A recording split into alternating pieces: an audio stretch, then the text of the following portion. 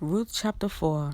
And Boaz went up to the gate and sat down there, and see the Redeemer of whom Boaz had spoken came by. And Boaz said, Turn aside, so-and-so, sit down here.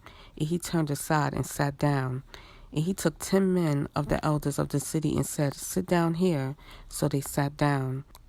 He then said to the Redeemer, Naomi, who has come back from the fields of Moab, sold the piece of land which belonged to our brother Elimelech.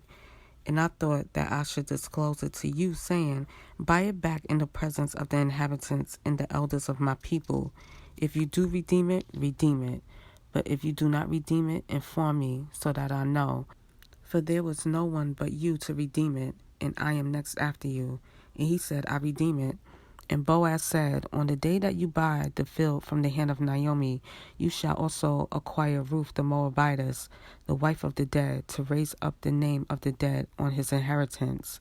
And the Redeemer said, I am not able to redeem it for myself, lest I ruin my own inheritance.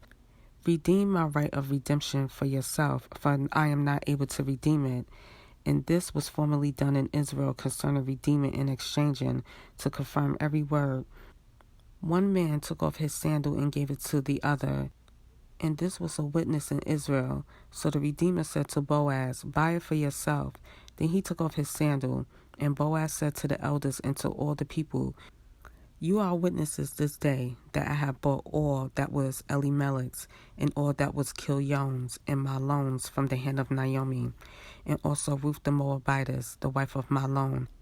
I have acquired as my wife to raise up the name of the dead on his inheritance, so that the name of the dead should not be cut off from among his brothers and from the gate of his place. You are witnesses today.